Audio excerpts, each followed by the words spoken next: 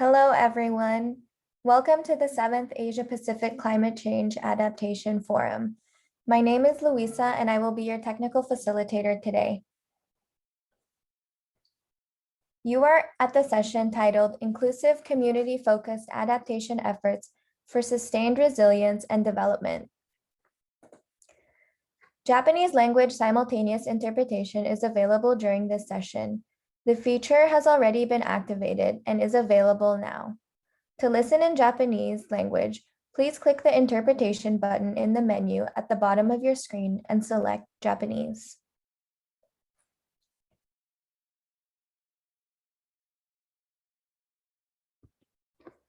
For those of you just joining us, welcome.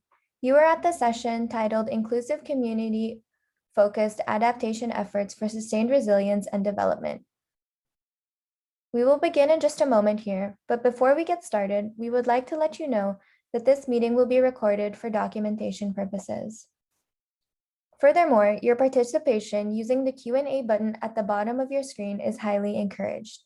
The chat box is also available in case you have any perspectives you'd like to share, or if you'd need to reach out to me for technical assistance. We are ready to get started, and I will now pass the floor to Vasika. The floor is yours.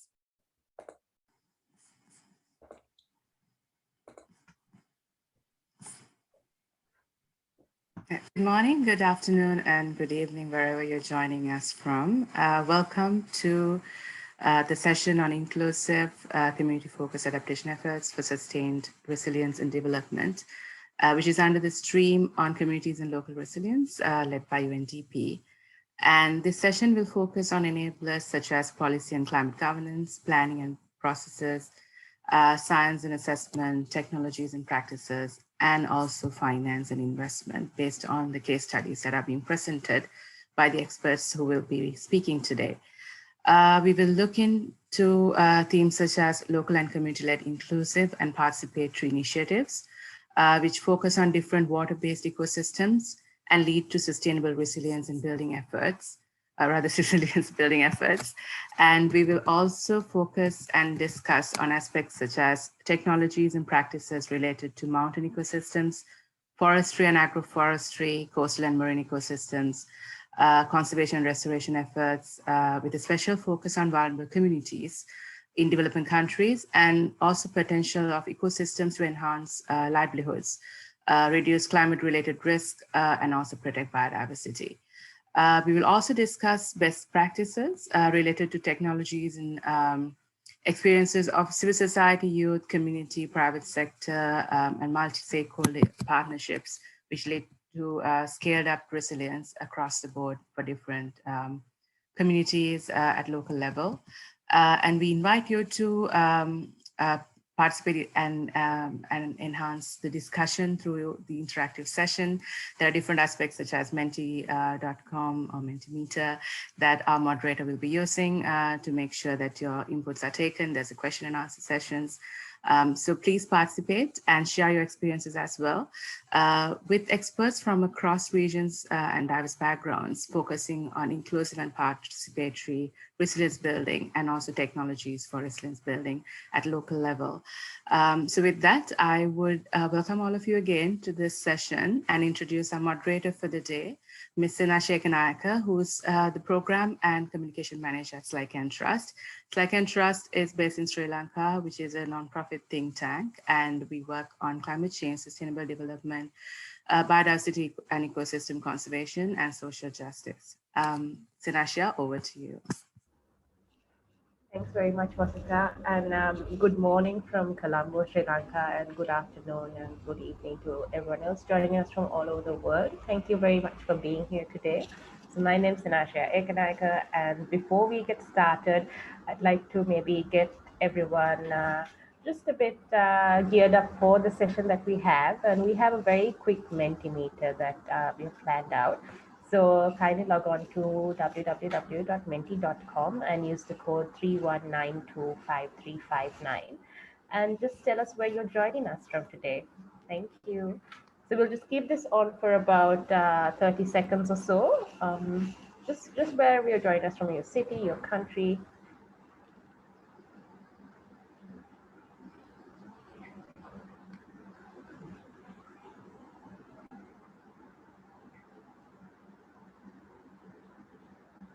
we have a participant from Germany,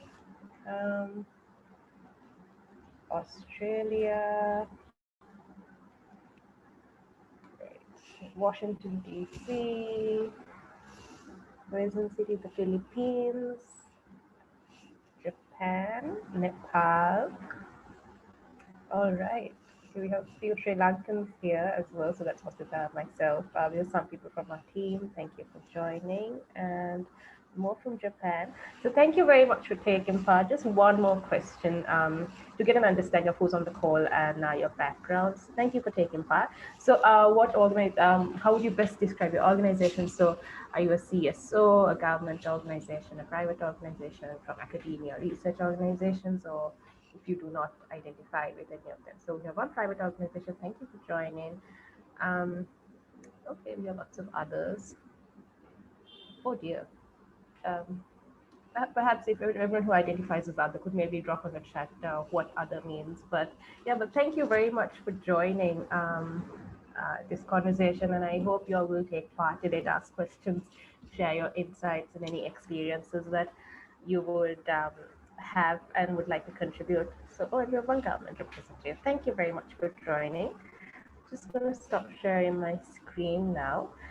And so with that, we move on to our first round of speaker interventions. And I would like to request all of the speakers to make their interventions in relation to the question that we have today. Each speaker will have 4 minutes. And for those who want to ask questions for the speakers, you could, as Louisa mentioned earlier, you could use the Q&A box, or you could also use the chat. Either works. We will take up the questions a bit later. But for our first round of interventions, I would like for speakers to intervene on what you think your opinion and like how it contributes to community-focused adaptation efforts leading to sustained resilient development. And to make our first round of interventions, I would like to request Dr. Klaus Schmidt. He's the Principal Advisor for GIZ. And he also has a PhD in mitigation ecology and MSc Forestry, and more than 30 years of experience in managing development cooperation projects in Africa and Southeast Asia. The focus of his work has been on integrated natural resource management, biodiversity conservation, and climate change adaptation. Dr. Schmidt is currently working as Principal Advisor for the GIS project Ecosystem-Based Adaptation in 2 river basins in the Philippines. Dr. Schmidt, over to you. Yeah, thank you very much, and welcome from the Philippines. I hope you will very soon see the first slide. I would like to answer the question using an example from a GIZ project from the Mekong Delta in Vietnam. Coastal areas are facing cumulative pressures such as erosion, flooding, and storms, which affect the livelihood of thousands of often poor people. This is exacerbated by climate change, as we all know. Therefore, many people are looking for solutions of this problem, but solutions such as strengthening the dike with sandbags or gabions, or solutions such as planting mangroves are only temporary measures. And they don't address the root cause. What we need are solutions which actually address the root cause of the problem. Eroded floodplains, for example, must be restored. And along muddy coasts, this can be achieved by using T-shaped bamboo fences. Planting mangroves is not enough. Mangroves must be sustainably managed, and they must be protected.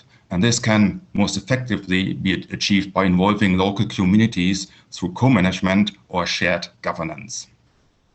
Maintaining the health of mangrove forests is much more effective than planting mangrove trees. An example for this is a mangrove forest in front of the village of Auto Bay in the Mekong Delta. And you can also see it, on the slide the picture with the satellite image.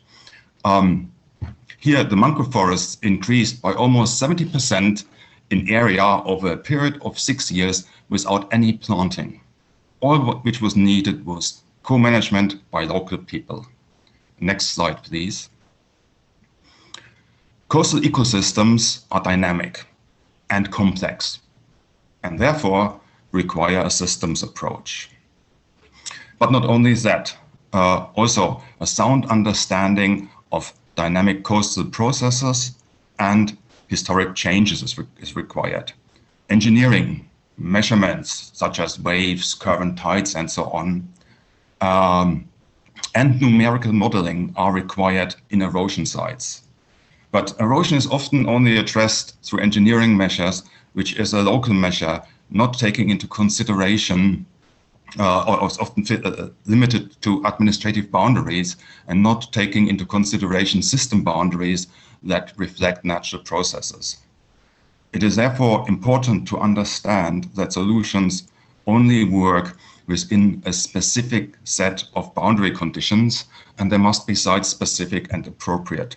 Now, boundary conditions is an important term, and I therefore added a graphic, which you can see on the right-hand side of the slide.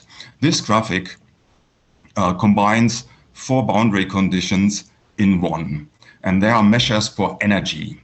And the boundary conditions are grain size, significant wave height, mean wave period, and gradient. And depending on these parameters, different solutions must be put in place, as shown in this graphic in a picturesque way. We need integrated approaches to coastal area management, which comprise a diverse suite of adaptation strategies, because only this can avoid path dependencies and ultimately a reduction in adaptive capacity. Now, this was very dense for 4 minutes and 2 slides, but I'm still trying to round it up by summarizing it in 1 sentence. We need to address the root causes based on participation, based on sound understanding of boundary conditions, and put in place site-specific and appropriate solutions which are part of an integrated systems approach. Thank you very much. Thank you very much, Dr. Schmidt, for sticking to time very much. I really appreciate that. Now we move on to Dr. Neera Shrestha-Pradhan. She is working as an Senior Water and Adaptation Specialist at the International Center for Integrated Mountain Development. Dr. Pradhan brings more than 20 years of experience as a program manager and subject specialist in the field of river basin management, ecosystem and community-based adaptation, disaster resilience, environmental management and impact assessment, and freshwater conservation and management. Dr. Pradhan is also involved with the UNFCCC and Nairobi work program, FEMA Adaptation Knowledge Initiative, in bridging adaptation knowledge gaps in the Hindu Kush Himalayan region. Dr. Pradhan, over to you. Sorry, Dr. Pradhan, you're muted.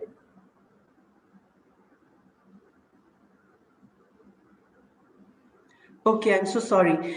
Thank you very much for giving me this opportunity. So let me start by saying that when we are talking about adaptation planning, I think we should include the users or the communities and keep them in the center of the approach.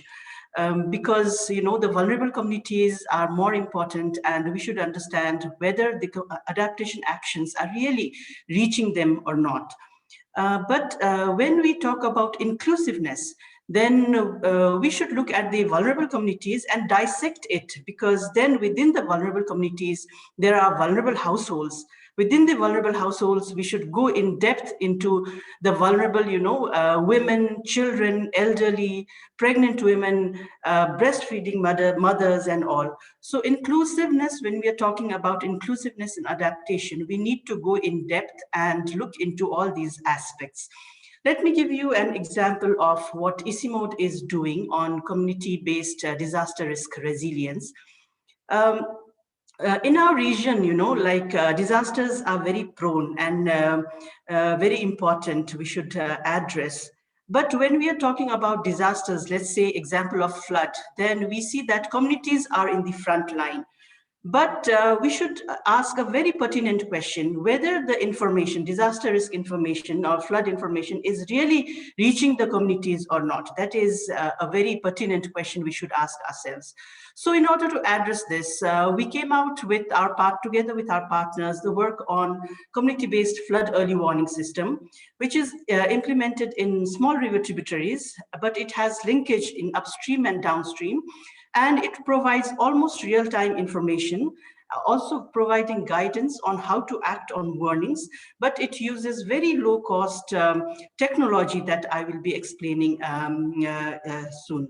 So this early warning system, community-based early warning system, as you can see in this picture, is a very low-cost technology that we are using. It is placed upstream. This instrument, if you can see, is placed upstream in the river, which is managed by the communities themselves. And as the water level rises in the river, it triggers an alarm to the caretaker, which then sends the information to the downstream vulnerable communities, as well as the local government and other actors downstream for preparedness.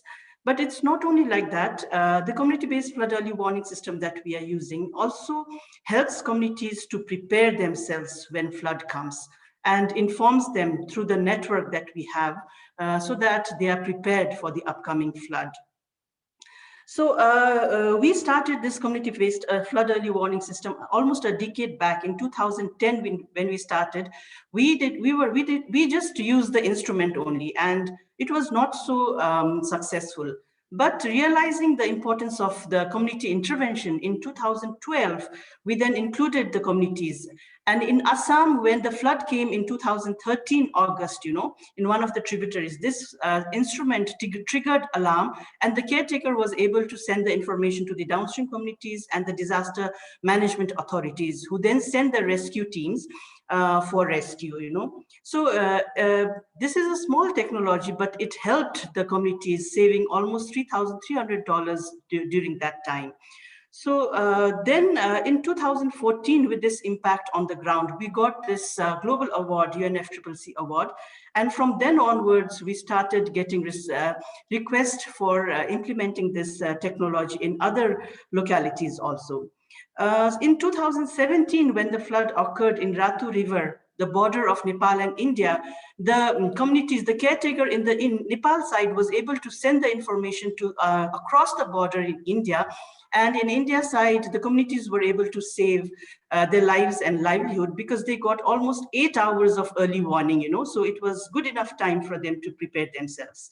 So with this, we were able to expand our work in different parts of Hindu-Kush Himalaya region, like in Pakistan, Nepal, India, Afghanistan, in different tributaries, and it is working well. Because the main important thing here that we have to understand is involving the communities from the very beginning, but not only the communities, the local government line agencies also from the very beginning, so that they take the ownership of the project. Because project comes and goes, but when the project goes, we normally see that it is not sustainable. But for the sustainability of the project, our learning is we have to include the communities and the local government line agencies from the very beginning. You can see in this slide the ownership taken by the rural municipality in Khadukola in Nepal, so that it is working well now. So with this, Snesha, I would like to end my presentation here, maybe more in the Q&A part. Thank you so much. Thank you very much, Dr. Fadhan, and sorry that I jumped in a bit, but that was a very interesting presentation, and I'm really glad that you brought in the element of sustainability and about taking the project forward. I think that's something that we all have questions about. So thank you very much for sharing your insights. Now I would like to move on to Ms. Christmas Uchiyama. She's a program officer for knowledge management and scientific affairs of the Asia Pacific Network for Global Change Research. Ms. Uchiyama received her MSc in Sustainability at the UNU University Institute for the Advanced Study of Sustainability, where she focused on community ecosystem services valuation and mapping of perceived landscape values in the Philippines to determine local communities' recognition of ecosystem services. In her present role, she manages projects under APAN's Capacity Development Program and Collaborative Research for Early Career Scientists Small Grants Program, exposing her to a range of cross-cutting issues related to global change and sustainable development, and allowing her to utilize and strengthen her networking, science communication, and science policy interfacing skills. She is currently a PhD student in agricultural science, majoring in forest resources at Kobe University, Japan. Ms. Oceana, over to you. Thanks, Sanasha, for that introduction. Good afternoon from Japan, everyone. First off, I would like to say thanks to SLYCAN Trust for inviting us, APN, in this conversation and for this opportunity to speak. We are a network composed of 22 member country governments, supporting regional research and capacity building activities in the region. And today I would like to share some of the work we are doing and coordinating when it comes to the issue of inclusive adaptation and resilience. And with the title, Managing Water from Source to Sea, an APN perspective of ridge to reef approach, I will explain how we are contributing to inclusive community adaptation through the lens of capacity building. Next, please. Thinking of inclusive community-based adaptation and resilience, the word connectedness comes to mind. This is because a resilient and inclusive community is connected. And in the perspective of this set of photos, you can see that in here, water is shown as it's being used for livelihood, agriculture, and domestic needs. And those who are direct stewards of the environment depend on it directly. So therefore, a key approach to achieving climate adaptation, human well-being, and sustainable development is through fostering a harmonious relationship with water environments, such as forests, wetlands, rivers, estuaries, and coastlines. Next, please. In South Asia, specifically in Nepal, we are connected with a small Earth Nepal and has supported young research grant on rainwater harvesting to mitigate droughts in Western Nepal. 130,000 households in three districts located in 3 elevation in Karnali watershed were surveyed to identify water requirements of people and the agricultural livestock systems. An Android was developed which helps decision-making, and this is to secure water to the water requirements from the household and the community level. So this is an application that is translated in the Nepali language and is now operational. One important element of this project is that there were 65 professionals from government and non-government institutions who were made aware of the importance of sustainable use and management of groundwater resources. And this, we hope, could lead to supporting wider development and use of the application. Next, please. I've mentioned how water use can be estimated and accounted so that it could help guide communities in adapting to climate change, especially in times of droughts and water scarcity. But in addition to that, solutions should be catered to local needs and context at the onset, like how what our previous speaker has emphasized. And another project that we have supported and still running is titled Establishment of Rainwater Harvesting Technology in Selected Upland Farming Communities in the Philippines. This is led by the Institute of Agroforestry of the University of the Philippines, Los Baños, and it targets to develop farmers' knowledge and skills in soil and water conservation, rainwater harvesting, and agroforestry so that it could secure food security and that it could diminish or prevent forest degradation. This project in the province of Guinobatan, Albay, Philippines documents community lessons and experiences in the establishment of rainwater harvesting facility. So the project is collecting narratives and trying to come up a manual that could be used by the local governments and that could be scaled in the local government setting. So this means that it can provide for irrigation for crops and that it could prevent degradation of the uplands if in case there will be more harvests and there will be more crops that the communities can get. So hopefully with the support of the local governments, even after the project lifespan, the capacity gain can transfer it from one site to another. Next, please. Next, please. In the case of coastal communities in Southeast Asia, such as the coastal communities in Indonesia and Philippines, so another urgent issue is how to secure a clean environment, not only for the use of people, but also for habitats of fish, and as well as to foster ecotourism. So we know that wetlands such as rivers, lakes, and mangroves are recognized by the Ramsar Convention as essential for the critical role they have in the water cycle. They are important ecosystems and they purify water, the same way that forests filter sediments from the headwaters. Now I will focus on a recent APAN approved initiative, and this one is to be running from next month. And ultimately, the project targets to contribute to data sharing by the locals and for the locals. So we hope that this collaboration from experts in Indonesia and Philippines can establish a national blue carbon strategy and action plan. And as well as this is also contributing to JICA's Blue Cares project, or the comprehensive assessment and conservation of blue carbon ecosystems and services. And hopefully could move forward fishery sustainability in Southeast Asia. Next, please. Sorry, Mr. Chairman, just to let you know, would you be able to wrap up in the next 15 to 30 seconds? Thank you. Yes, I am now on my last slide. So the question is, what can help contribute to inclusive community-focused adaptation and resilience? So that to me includes the element of technology and innovation, scalability and adaptability, and co-production of knowledge and data sharing. And this means using the approach of system-level approach in terms of reach-to-reef governance and capacity building. So lastly, I just wanted to say that we are strengthening our efforts to capacity development in this fifth strategic plan phase that APN is. And we hope to continue to collaborate with like-minded organizations, and also to have a new focus in the Pacific. So I would like to share more, and would be happy to give more stories in the discussion session. Thank you. Thank you very much, Akem, for bringing in that perspective. I would now like to move on to Mr. Lok Manisakota. He's the Program Officer at the Regional Community Forest Training Center for Asia and the Pacific. He supports collaboration in changing climate and on landscape level in the Asia-Pacific region through the entry point of community forestry. His first-hand experience working in communities living in and near forests who are vulnerable to climate change. Currently, he works on solutions that build forest communities' resilience by securing their land and resource rights and strengthening their capacity to manage and benefit from natural resources equitably and sustainably.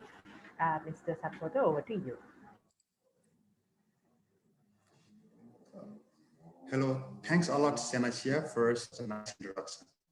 On behalf of RECOFTC, I'm honored to be part of the panel today. Thank you for inviting me to share how community-based forestry is crucial to adapting to climate change and building climate resilience.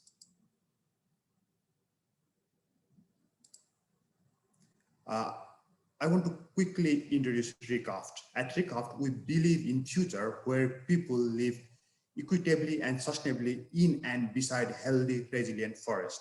We take a long-term, landscape-based and inclusive approach to supporting local communities in their efforts to secure their land, resource rights, stop deforestation, build alternative livelihoods, achieve gender equality, and combat climate change.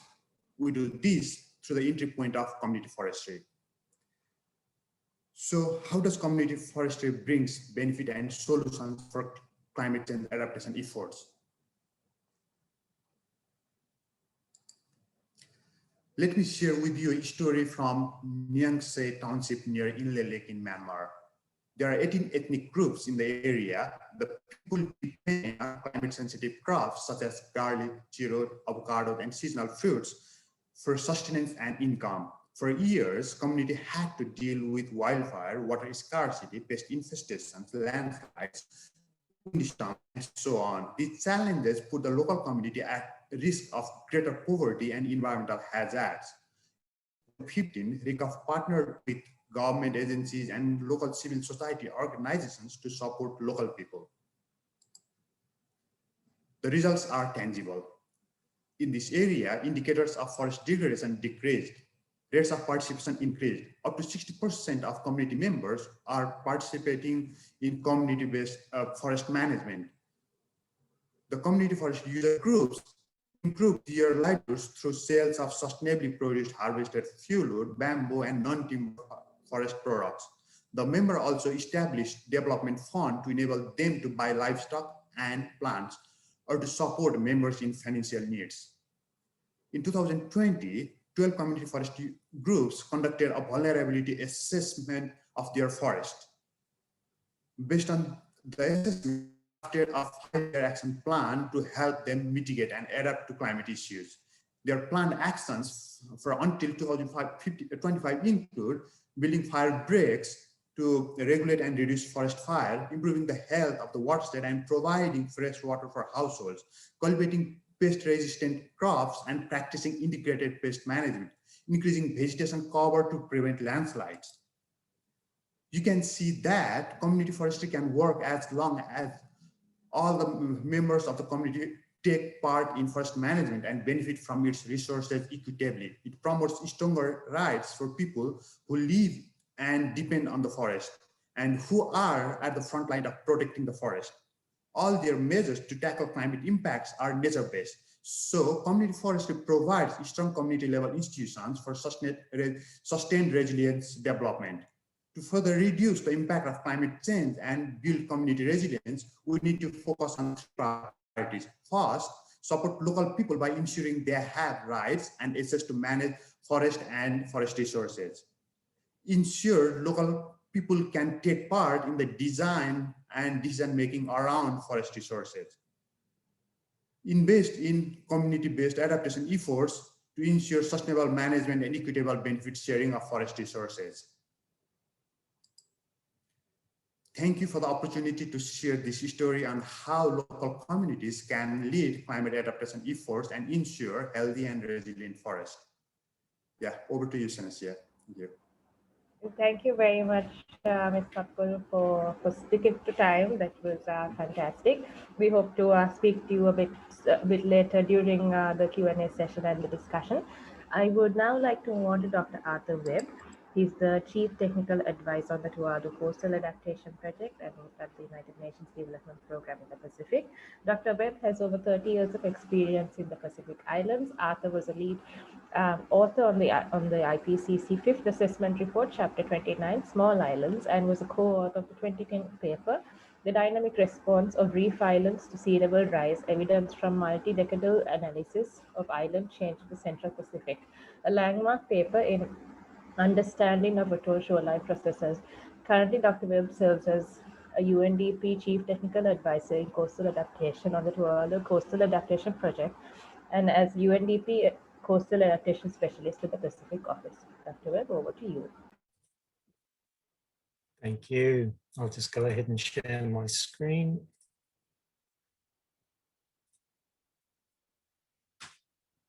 Okay, thanks very much. I hope all of you can see the shared screen there in front of you. So I think the hardest thing for me in putting this together today was trying to think what a catchy title would be. And I acknowledge I think I failed, but bear with me. I'd like to speak to you about Tuvalu, and I'd like to speak to you about this issue of technical baselines and studies necessary to inform adaptation via some examples from Tuvalu. And that is really lessons learnt from a project that I'm currently involved in, the Tuvalu Coastal Adaptation Project run by UNDP in collaboration with the government of Tuvalu. So the easiest way to understand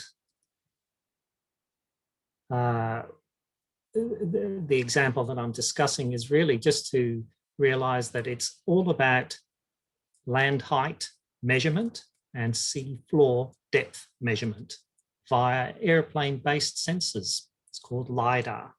And I'm going to show you the difference that made to our project. So if you've heard of Tuvalu, you would probably conjure visions like you can see in front of you at the moment. Very low-lying small islands subject to wave overwash and inundation. And of course, with sea level rise, this issue becomes more and more urgent, literally by the day. In respect to our understanding of sea level rise, we're measuring sea level very well, but you may be surprised to learn that the small, very old-fashioned looking chart in front of you right now of New Tau Island is in fact the map that was available to us in 2017 when we started this project. And there it is. Doesn't tell you much other than there's perhaps 2 coconut trees on the island.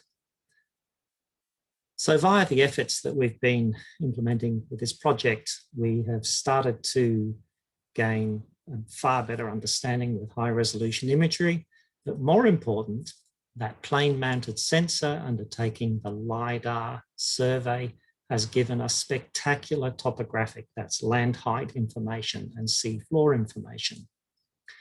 In turn, what that allows us to do, beyond moving from these very old-fashioned charts that tell us very little, even imagery, which tells us a little bit more, but not perfect,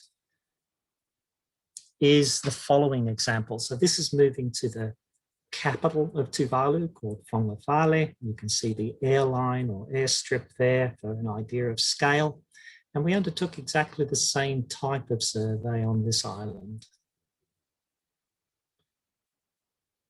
And there you can see the land height and features of the reef and lagoon. And because of the accuracy involved here, what that then allows us to do is to very accurately model sea level trajectories. And in this case, we're looking at RCP 8.5 at 2100. And I want to be very clear with you here that the red small zones that you can see over the island are the only remaining dry land at high tide in the year 2100. Now, this type of accuracy has never been possible before, and being able to tell this very data-driven but extremely emotive, if you like, story, again, it's so important to us. So final slide. Tuvalu has seen decades of adaptation effort, a lot of it very well-meaning, and I think a lot of it probably not very far-sighted. And Klaus's earlier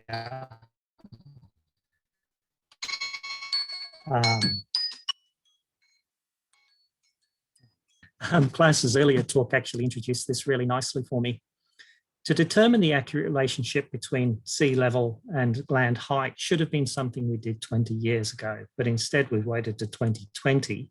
And that means that many of the approaches that we've undertaken in places like this have not been data-driven and have not really been commensurate with the urgency and the scale of the challenge at hand.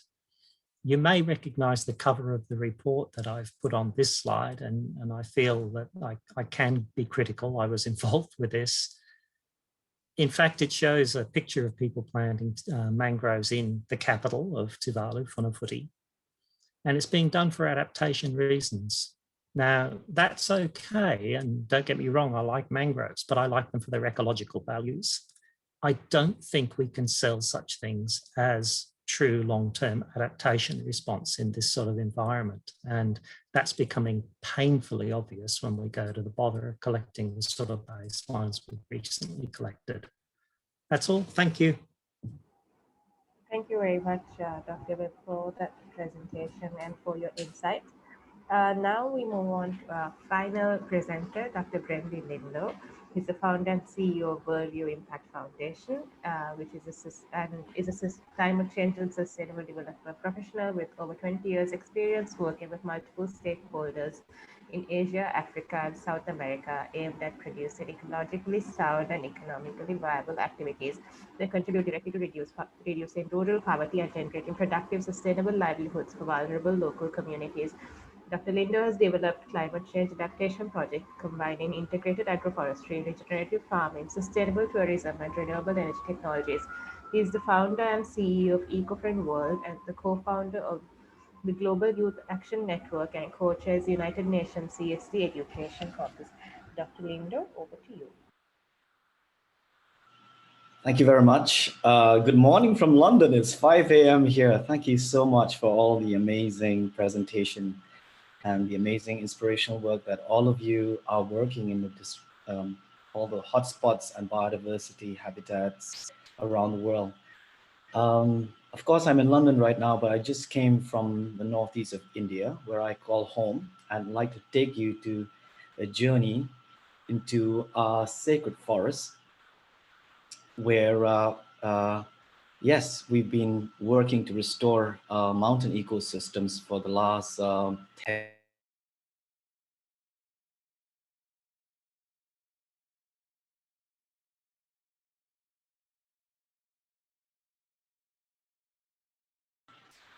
Can you hear me?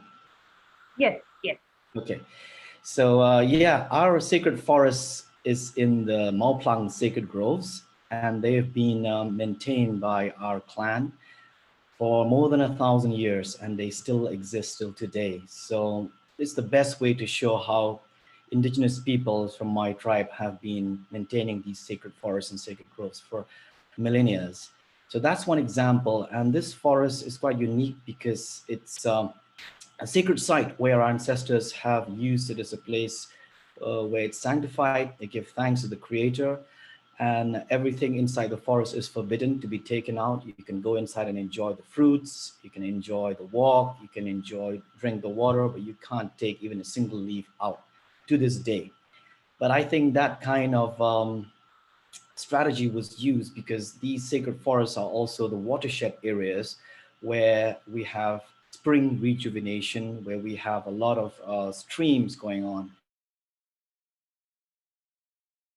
Authority, we've been working since 2014 to start the largest spring mapping exercise in India. And last year during the lockdown, just after lockdown was lifted, we were able to engage going village to village, working with 300 mountain communities and bring them together into the first ever movement, which we call the Hill Farmers Union. So I'm very happy to report that we've got 100,000 members that have joined us today, and we look forward to protecting these native practices of using drought resilient plants. For example, we have 75 varieties of rice that we grow, but we don't use them anymore. But some of them are quite drought resistant. They can grow in very less water. And there are other crops that we need to bring back into our kitchen tables using regenerative and natural farming to prevent soil water runoff, to avoid using chemical pesticides and fertilizers, and allow Mother Earth to heal again from bottom up. So another project that we're trying to do is encourage young people to learn from their forefathers. For example, I don't know if you've heard of the living root bridges in Meghalaya, India. These are amazing infrastructures that our ancestors have built for more than 700 years. There's one that's double decker, and these living bridges are created by pulling two fig trees from side to side.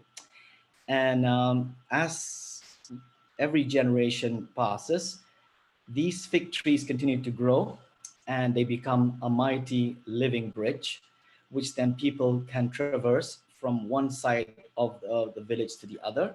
And to this day, these living root bridges continue to grow. And we want to encourage our young people to not forget their old indigenous ways, because this is a way to adapt. We've had many floods over centuries, but somehow these fig trees that have grown into mighty living root bridges continue to withstand these mighty floods until now. So it's a way of encouraging sustainable living architecture, which our people have been practicing for thousands of years. So we're working on a concept of source to sea, from restoring mountain ecosystems in the highlands of the Eastern Himalayan foothills with Balipara Foundation, all the way to restoring coastal ecosystems in the delta of Bangladesh and India through the Sundarbans and the mangroves, and also in Myanmar, the delta region. Why? Just to share with you why mangrove ecosystems. because we can address 6 of the UN Sustainable Development Goals just by planting mangroves. Of course, this is for communities by the sea, but we want to tell the story of glaciers melting in the Himalayas and rivers connecting communities from highlands to lowlands. And the story goes from the Himalayas to the Indian Ocean. We connect people and indigenous communities in that whole biodiversity hotspot of Northeast India, and rivers and springs and streams are the ecosystems that bring to life, and they lead on to the sea. So we try to encourage indigenous community to go back to the old ways, because they've been practicing this for thousands of years. In the same way, show solidarity to other peoples and other tribes that are under threat around the world. So I think this is the best way to create enabling an environment to protect the rights of indigenous people and allow them to use their indigenous knowledge into the mainstream, and make sure that their generations to come continue to learn from their forefathers. So on that note, I'd like to invite you to come explore this forgotten and forbidden part of Northeast India, where we call the land where the clouds come home. This is the Living Root Bridge I was telling you about. It's a double-decker bridge, and it's more than 700 years old, and it still exists today. So thank you very much. I'd like to end there. Over to you. Thank you very much, Dr. Lindlow, and sorry about having to jump in. So now we would like to, I would kindly like to request members of the audience to maybe do a few things for us. So if you have any questions, we do have a question in the Q&A, so I think we could also open it up again. And also, if you have any other questions for the panelists, this will be the time to start dropping it in the chat or the Q&A box. However, until that, we have another Mentimeter that has been set up. Just kindly give me a minute until I share my screen. Right. And you should be able to see my screen. And I'm just going to keep this open. Dr. Lindlow, sorry, could I please ask you to mute your mic? Thank you. So please log on to menti.com and use the code 265269991. And maybe with some of the presentations we heard, we had some great examples from all over the world. So any like keywords that you've gathered from these presentations, or any key thoughts that that stuck with you that you'll be definitely taking back? Just remember, this is an anonymous, and you could definitely have more than one response here. But anything that you gathered from these presentations that we heard. Community focus. Rural communities to be included in the beginning. Mangroves. Yes, we did have a lot of conversation with mangroves. Build bridges. And also, I would like to maybe encourage you all to use these keywords when taking this conversation forward, or even framing your questions that we would have for the panelists. Engagement, communication, and community. We see a lot of community here, and that's exactly what we want to also bring in. Resilience. Resilience, community-based, community adaptation, project-based empowerment to community mountain ecosystem. I'm just going to keep it on for a bit more. Local government engagement systems approach. I really like how we're bringing in these elements of collaborating with stakeholders and other groups that we work with. This one here, community ownership of initiatives. Yes, of the sustainability approach that I think Dr. Neera spoke of. Awareness, maybe 5 seconds more that we'll leave it. Long-term solution, long-term community, and any other new ones on the chat. Sustainability and community participation. That's fantastic, and thank you very much to everyone who took part in that little exercise. I think it's good good to know that we're all on the same page and we are moving towards the right direction with this session.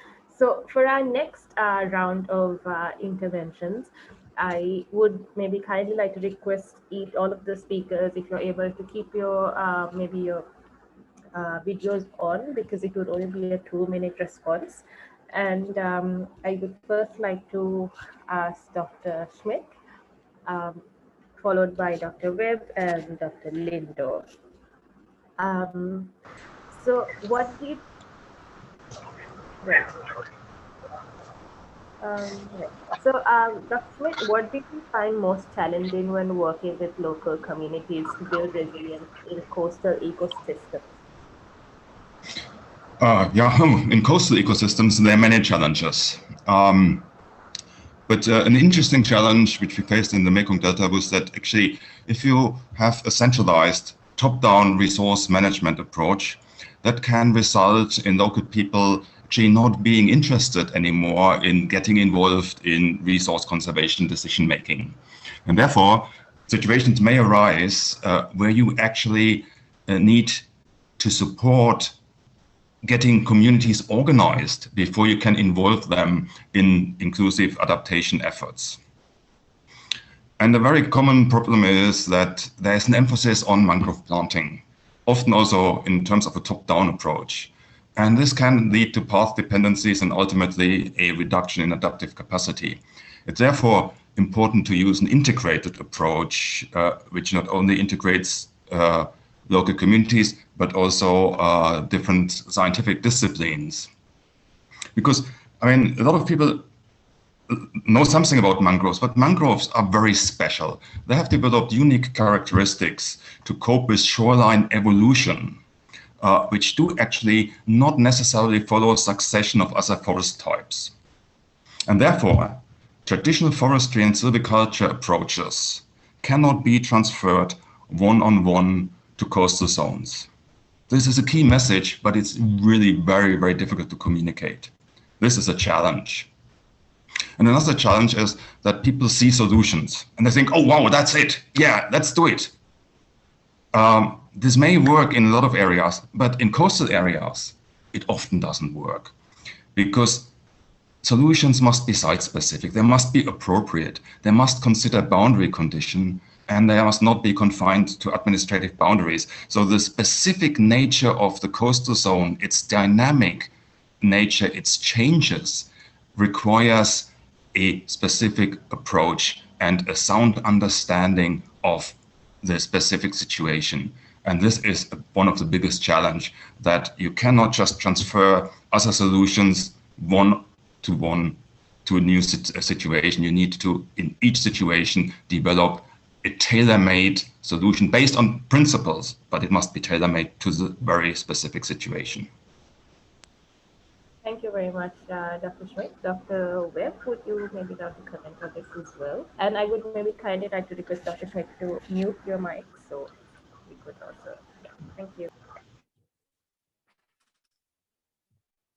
Thanks. So look, I have to start by thanking Klaus, because I thought I basically agree with everything he said and could only re-emphasize a lot of those points, I think. I won't do that. Perhaps one of the largest challenges I found over many years of delivering coastal adaptation in the Pacific is the disjoint between expectations and understanding between the agencies that provide project funding and the aspirations of the local community that's receiving that project. On one hand, the local communities definitely have their own aspirations and ideas about what needs to be done. They probably have a very intense grasp of the problems at hand, and you saw some of that in my presentation there with the small atolls. And it's often the feeling that those agencies which provide assistance to those sorts of communities don't actually understand the gravity of the challenges. And hence this cycle of, well, as Klaus said, mangrove projects or whatever it happens to be. Now, I have to rush and say, I don't think Klaus or I dislike mangroves. I just think that we see their value. In the case of large mangrove stands, they obviously have a very important role in coastal protection. But planting them in an atoll for long-term adaptation, this is fairy tales, and we shouldn't be doing it. So, yeah, I would say that is the main challenge that I see, is that we've got these two divergent views, and people like myself and probably the others around the table here are usually the meat in the sandwich, trying to translate between these two sides. And that's very, very difficult. Thank you. Thank you very much. Dr. Lindlow. Yes, from my side, like I mentioned, there's lots of indigenous wisdom around the world, including from my little mountain tribe in a small state of Meghalaya in Northeast India.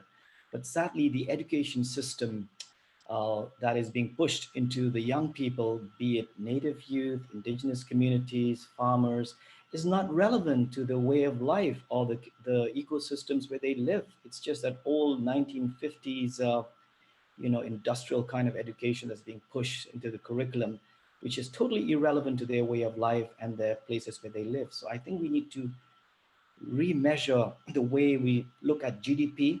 I studied at Columbia with Stiglitz and Sachs, and they said the way countries measure growth is totally wrong. They don't account for natural capital accounting, human capital, let alone indigenous knowledge and wealth. So I think we need to untrain all our policymakers and all our legislators and even schools and colleges, and introduce new curriculum that is completely focused at nature-based solutions, at adapting into indigenous technologies, into sustainable designs and architecture that's been there for thousands of years, and bringing these traditional scientists into the forefront so that they can train and educate generations of people yet to come by integrating this ancient science with modern science, like what we have just shared with you in the Mauplan Sacred Groves and our living root bridges that exist nowhere else. It's like the classic Avatar story in Northeast India, and move from the extractive industries into the regenerative industries or economies by working in harmony with nature. Thank you very much. Thank you very much, Dr. Webb, Dr. Klaus, and Dr. Lindlow for your remarks. I would now kindly like to request Mr. Uchiyama, Mr. Sakota, and Dr. Pradhan for the next round of interventions. And I would like to ask the three of you all on how important you think multi-actor partnerships are, and also how they are connected to risk management and enhancing local technology for resilience building. Maybe we could start with Ms. Uchiyama first. Thanks, Anasha. In my own opinion, partnerships act as a bridge between the producers of knowledge and the users of knowledge. Of course, when we talk about coastal communities, for example, it has a lot of dynamics, and there's this relationship between the upstream and the downstream communities, and it's really a complicated interrelationship. So I think partnerships is really a mechanism that could connect all the people together. But in the same way, we could also, or these partners could also help in resolving conflicts. Because in the case of coastal communities, when you get benefits, it's not always equitable and it's not always fair. So you have to have these people who intervenes and resolve conflict. And I guess partners are there to resolve conflicts and to act as I've said, as a bridge between different stakeholders. That is one point. And then second point is like partners can continue to sustain the resilience of the local communities, especially the most vulnerable. So those people with the pronounced needs that they can only like get food on the table by planting cassava or by planting a specific crop. So with that strength, the partners should be maximizing on that strength and should be able to help them build capacities and learn more other solutions that could diversify their sources of income or livelihood. So I guess The second role of partners is to really sustain capacity building. And finally, I'd like to say that partnerships are there to be able to introduce co-production of knowledge. I'm really a fan or an advocate of co-production of knowledge, that we don't treat local communities as only those people who implement on the ground or those who take our knowledge. They're also the one who we should take knowledge from, as they are the direct people who has this long-term knowledge about the environment. So I think that's finally my message, to treat them equally, and to treat their indigenous and local knowledge, and just to continue to converse with them. So that's it. Thank you. Thank you very much, Ms. Uchiyama. And I would also maybe like to request the attendees to drop any questions you have specifically for the speakers in the Q&A box, or even in the chat if that's easier for you. And we would take this forward following this. So now I would like to ask Mr. Sakota to also make his intervention on this. My response is also in line with Ms. Uchiyama. So, I would say multi-actor or multi-stakeholder partnership is a key success factor in resilience building. I would like to highlight two reasons for that. The first is to ensure that the sources of vulnerability are properly understood and the most appropriate solutions are applied. Missing a key stakeholder in the process also means lost opportunity to draw from their wealth of knowledge and experiences. For example, if local communities do not get a chance to play a meaningful role in the process, there is a great chance that traditional knowledge is not used to enhance resilience. It is unfortunate because such knowledge are tested over generations and proven to work in their specific context. And the second one is ownership and investment. Enhancing resilience requires substantial effort over a long period of time. This is possible only if the actors are beneficiaries on the initiative. We have many instances where there are a lot of initiatives with external resources have failed to continue when projects end. Such failure cases highlight the needs of ownership building, which comes from genuine engagement of key actors or beneficiaries. This was the point I was trying to highlight in my presentation, that community forestry as an entry point ensures key stakeholders are on board from the very beginning of the resilience building. More importantly, when the communities are allowed to decide interventions, they are more likely to invest their resources in implementation. Similarly, our experience tells that getting government support and resources is easier where government agencies are also part of the initiatives. Yeah, I stop here. Thank you very much, Dr. Pradhan. Thank you.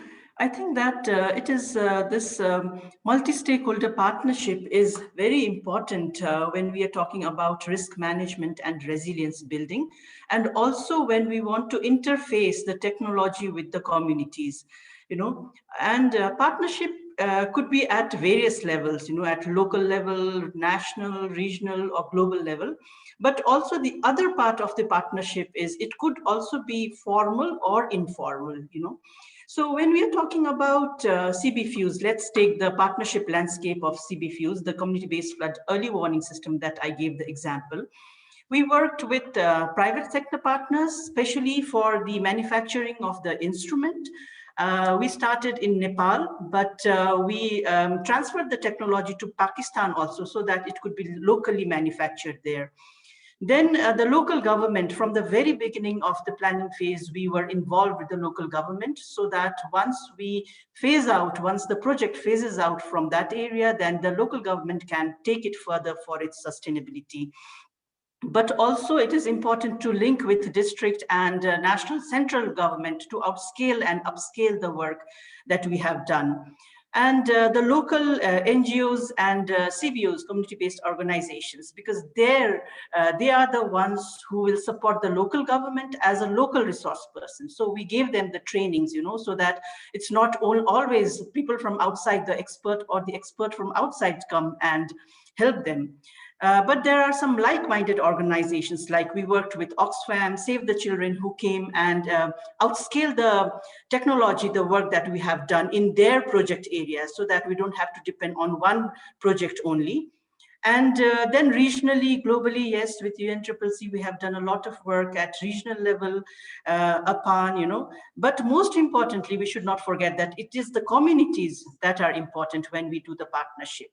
But as I said, communities, also those who are registered as formal institutions, but importantly is unregistered, like social networks, the network that people have when we are talking about disaster risks and especially the flood early warning system, because we have seen that the local communities themselves, you know, their relatives, friends, they send the information within the social network. So multi-stakeholder partnership is very important. And the important part is the coordination, cooperation, and co-creation of knowledge is important when we are talking about resilience building. Thank you. Thank you very much, Dr. Pradhan, for that response. And also, I believe Mr. Chiyama has also shared a link on the chat.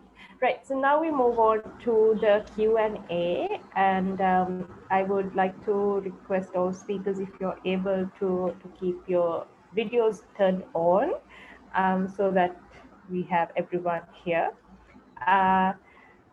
Great.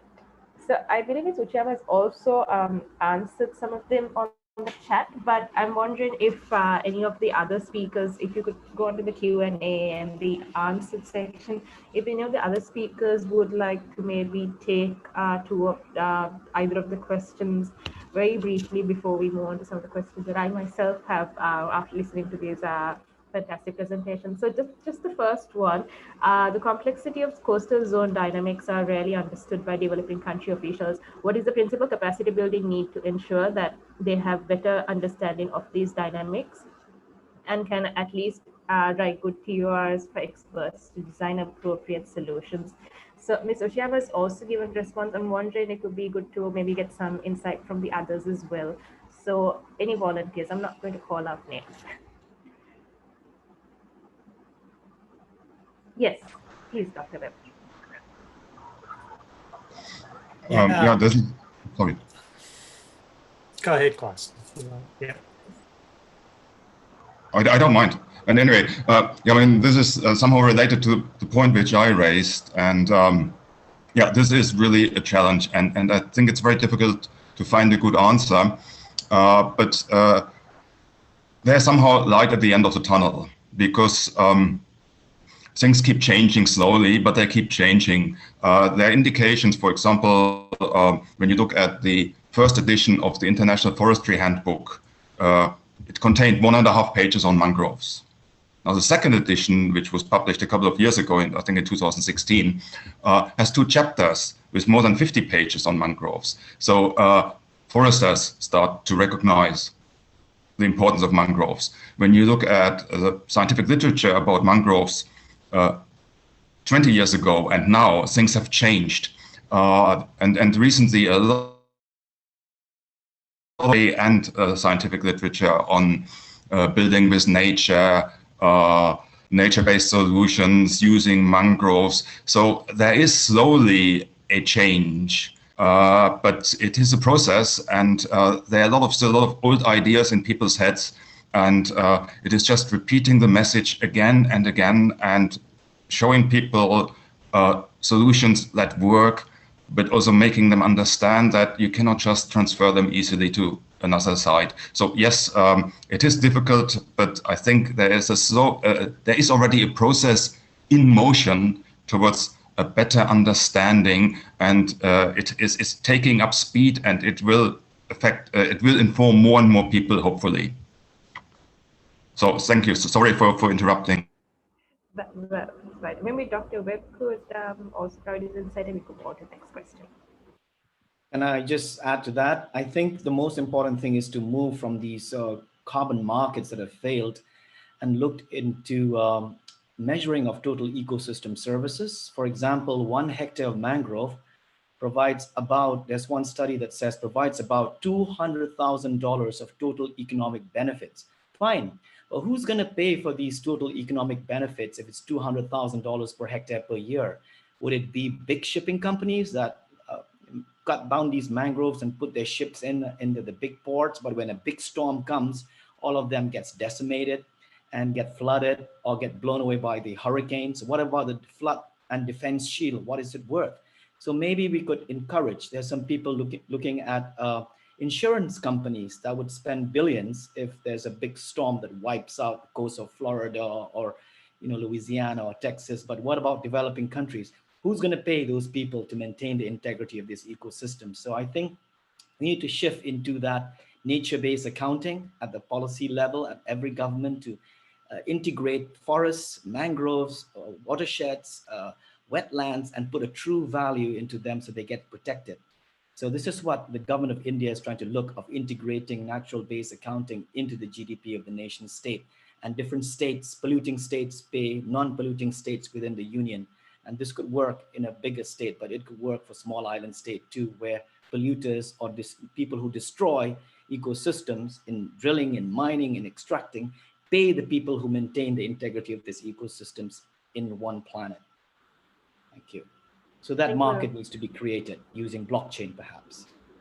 Thank you very much. Can I add a little bit on this? Sure.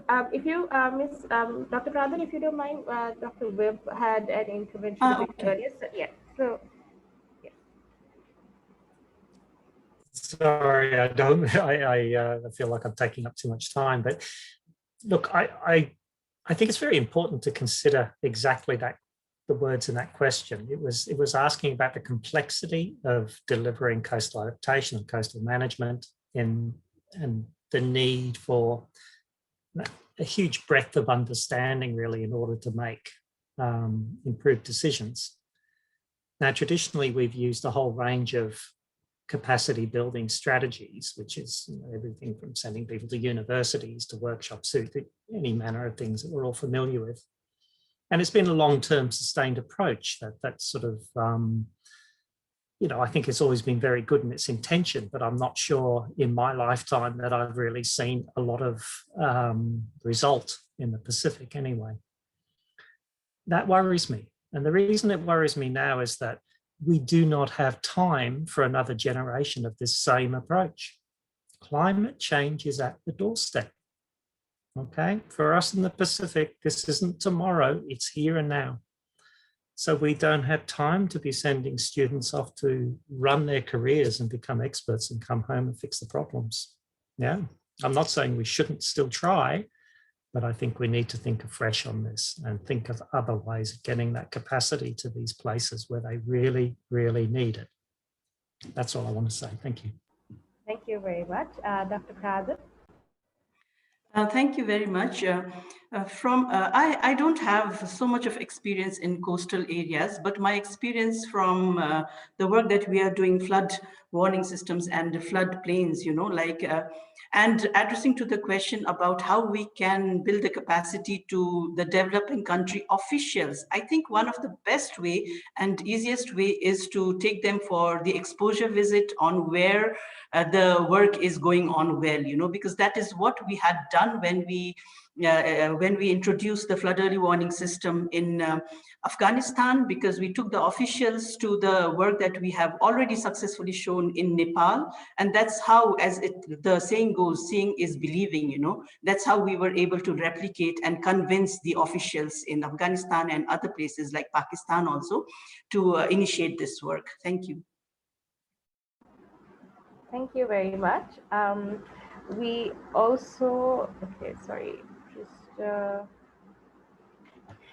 so I think I want to also maybe touch a bit on community participation and, building trust with communities.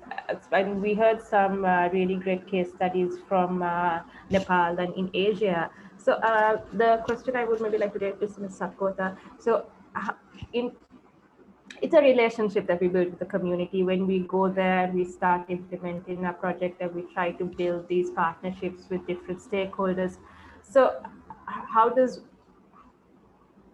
briefly, very briefly, if you could maybe take us through this process, how it works. It's a few years of work, and there's a lot of work that needs to be put in to understand that technology, their needs.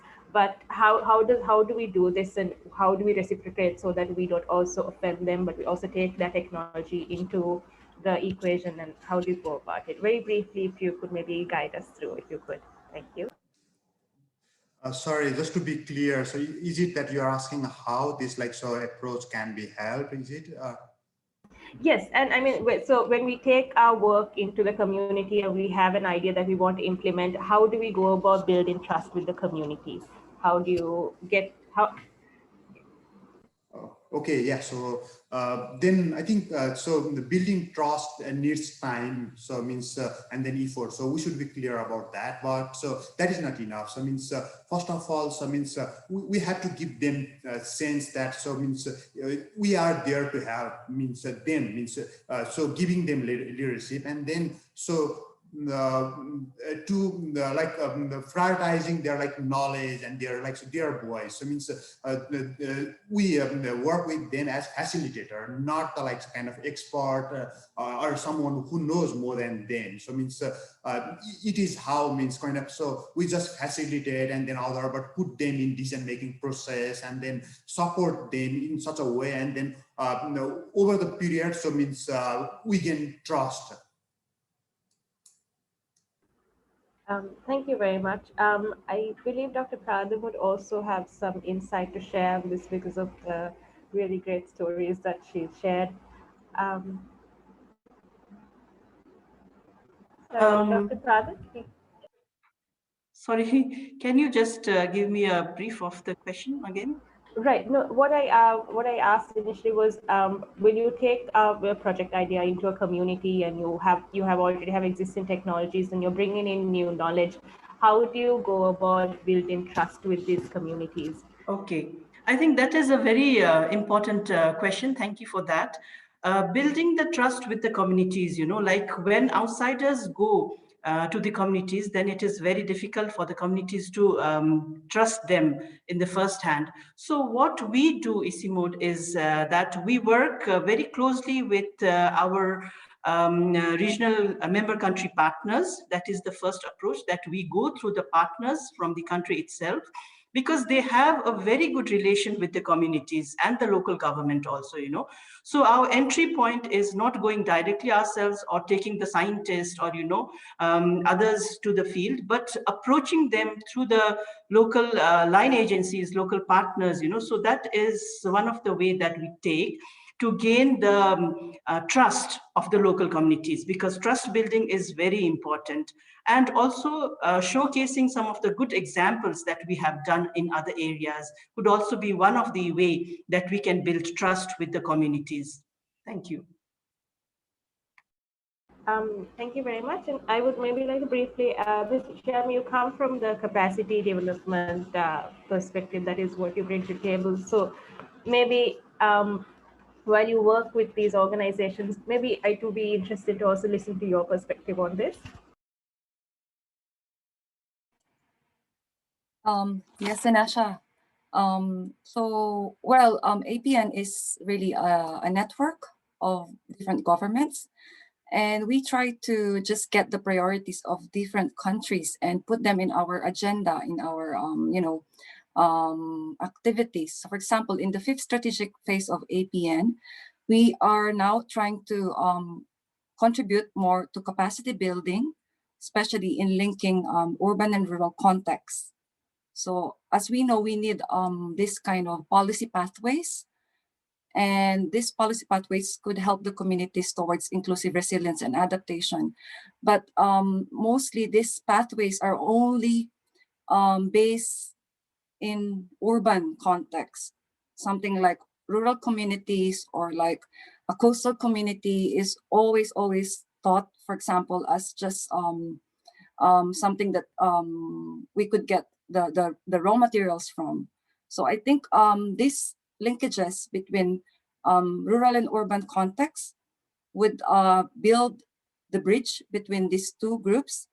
And I think capacity building efforts of APAN, like in our next strategic phase should be more heightened.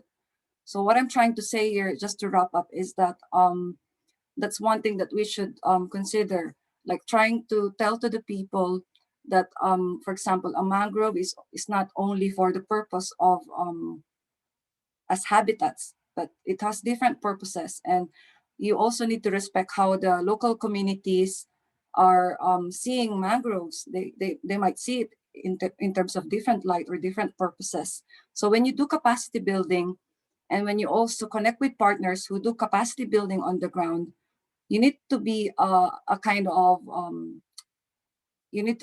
mediator, and at the same time, you need to have that charisma of a champion. So I think that's one thing that's needed when you want to involve communities to closely sustain that effort and to move on to this pathway towards resilience. So thank you. Thank you very much, and thank you very much to the speakers for the responding to these questions. And I apologize to anyone whose question we couldn't take due to the interest of time.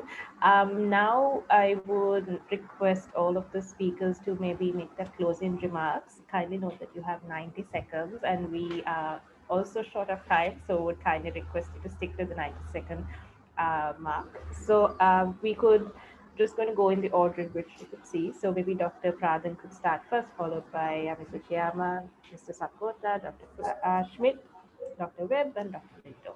Thank you. Thank you. Three key takeaway from my side. The first one is adaptation action should reach the most vulnerable population of the community, which is very important.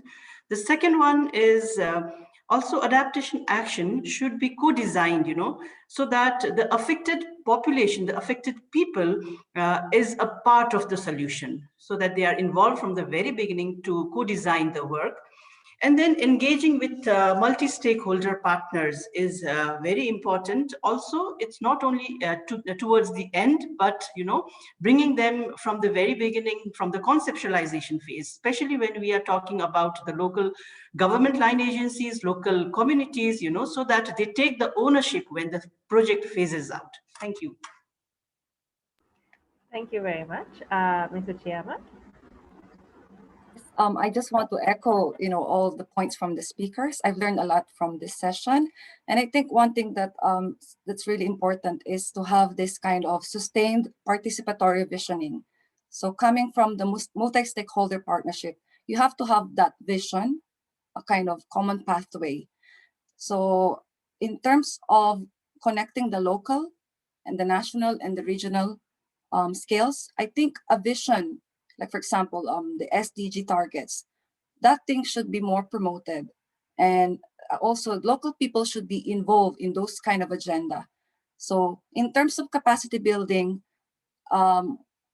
aside from involvement of communities, I think champions and also young people could help, mediate the local communities with policymakers or local communities with the scientists. So we just need to maximize and take that opportunity to use these active actors or these active mediators when we try to give or deliver that inclusive adaptation, especially to those vulnerable communities on the ground. Thank you. Thank you very much. Mr. Sakota. I would like to draw from my presentation and the question that you asked me before, and partly answering a question in Q&A. So yeah, resilience building is not bringing something completely new. It is strengthening the existing natural systems and livelihood, applying new knowledge and technology. It is also mobilizing existing institutions, applying their inclusive practices, using networks and resources. So institutions such as community forest groups can play big roles in that regard. And it is not just because they are led by community members, they are connected to natural ecosystems and they are inclusive, formalized and exist over perpetuity. But also there are hundreds of thousands of in number and can provide scales. Just to give an example, there are more than 6,000 such user groups in Myanmar, over 22,000 in Nepal, over 14,000 in Thailand, and they are growing fast. They are already playing big and strong roles in enhancing resilience of forest landscape and their climate vulnerable members. But they can do more. That requires, first, better recognition of their important roles and stronger integration of community forestry in climate adaptation policies and programs. Second, supporting their efforts to secure their land and resource right, stop deforestation, build alternative livelihoods, achieve gender equality, and combat climate change. This will also enhance their trust. So yeah, I'll stop here. Thank you. Thank you very much. Dr. Schmidt? Yeah, I think there are three main points I would like to add, because a lot of it has already been said. Coastal areas are very special. They are extremely complex and dynamic, and this needs to be taken into consideration. One needs knowledge about coastal morphodynamics and historical processes. What helps is a multi-level approach, working at the local level, and we have heard it, how important champions are to actually succeed in local level action with local communities. But we also need to work with the regional and the national level to make sure that this doesn't stay isolated solutions, that these solutions become part of a bigger approach, because we need an integrated systems approach. And in order to be really successful in the long term, we need to address the root causes of the problem. Thank you very much. Thank you very much. Dr. Webb? Thank you. Well, look, I'll start by thanking everybody for letting me join you today and hearing us out. Otherwise, I think, again, you know, much has been said, and I don't want to repeat. So perhaps the question or the issue I'd like to leave you with is that consideration of how do we engage better with stakeholders on the ground, the communities, gain their trust and win, I guess, a common successful approach for everybody that's interested. And I would say in many ways that can potentially be a simple equation. What we need to do is match the resources and the efforts so that they're commensurate with the scale of the challenges these communities have. And if we can take that to them, I think we'll win their trust.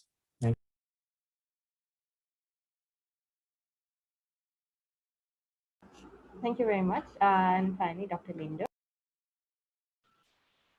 Thank you very much. So, you know, I think whatever we do, no matter how good the business plan, no matter how big the amount of funding you have, without real people on the ground, without proper laws and legislation to protect communities, especially indigenous territories and lands or landless farmers, to have good tenures, that their land is protected, whether they are growing forests or regenerating their farmlands or doing ecosystem restoration. It's who controls those resources. Is it the big state, or is it community-driven lands or indigenous tribal lands? It's very key, because land is linked to security. All the wars on earth have been linked to mining and resources and controlling of forests and water. And it's all about extraction. It's all about who controls the land. So I think land and security are the main topics to discuss. And I was watching Admiral Philip Davidson, who commands the Indo-Pacific Fleet of the United States Navy. And he said in a Senate testimony 2 days ago that climate change is a security threat to all nations. And it was interesting to hear that from a commander of the biggest military fleet in the world that commands the Indo-Pacific. But as you can see, states, grabbing the South China Sea, territorial waters, and so on. We need to maintain international law where, these aquifers and protected sites or marine habitats are protected and not bombed and built into military ports. If governments use only 1% of their military budgets into helping states or their own states restore ecosystems, it will go a long way. Just like the United States has a budget of $800 billion a year. If just 1 billion is used in 1 year to restore ecosystems, we would be having a different map here. So I think if we have UN peacekeeping force with blue berets maintaining the peace, we do need a military footing right now with green berets to restore the balance on our planet. Thank you very much. Thank you very much, Dr. Lindlow, and thank you to all of the speakers who kept their interventions very short and the closing remarks very short. So just to let everyone know, just to bring everything together, today's session, we focused on case studies from different countries across Asia and the Pacific on community-based inclusive climate action on different water-based systems, from mountain ecosystems to coastal areas, the potential of these ecosystems, and to enhance livelihoods, reduce climate-related risks, and build sustained resilience for communities. And all other aspects related to vulnerable communities and multi-stakeholder engagements were also discussed. So thank you very much to all of the speakers. I'd like to maybe briefly highlight, I know we went through this, but maybe just to bring it all together, just key points that I also gathered from each of the presentations. We have Dr. Twit, who's Principal Advisor at GIZ. He spoke of the importance of coastal areas and the ecosystems, about the dynamic environment that they have. And we spoke a lot on multi-stakeholder engagement and having a multi-level approach at national and regional level. And then we also move on to Dr. Pradhan. She from ICIMOD, she spoke on adaptation action that should reach vulnerable groups and communities. She also brought a fantastic example of a community-based early warning system that had been implemented, and it was also very successful. Ms. Christmas Uchiyama from APN brought in the importance, and she spoke a lot on the importance of capacity building and the importance of having a sustained common vision for stakeholders, and to making sure that we are all on the same road and the same path, and the importance of being connected when it comes to inclusive adaptation and resilience. Ms. Lo Sapkota from I'm just going to pronounce the long one, from the Regional Community Forestry Training Center for Asia and the Pacific, spoke of bringing in institutions, and he brought in an example from the work that they had done in Myanmar. He also reiterated the importance of working together with communities and to having a multi-stakeholder approach to it. Dr. Arthur Webb brought in a very fantastic example from some of the coastal adaptation work they do in Tuvalu, and a lot of scientific findings to his work. Thank you very much for that. And finally, we had Dr. Brandy Lindlow, who brought in the work done in indigenous communities and the importance of integrating indigenous communities and the technology and knowledge into the work that has been done. So with that, they also spoke of a lot more, but these are just a few keywords that I put together. So thank you very much to everyone who joined us today. Thank you very much to the speakers. There's been a lot of planning to make sure that this session is a success. I also want to thank the Asia Pacific Adaptation Network, as well as our co-organizers of this session, for making sure that this comes together, for speakers for giving that time, Dr. Lindlow for waking up very early, and for the attendees for your questions and contributions. And with that, I know we are 3 minutes over time, but thank you very much to everybody, and see you for now. Thank you very much. Take care. May the forest be with you always. Thank you, everyone. Thank you, everyone. Bye. Thank you, everyone. Thank you for attending today's sessions as part of the 7th Asia Pacific Climate Change Adaptation Forum.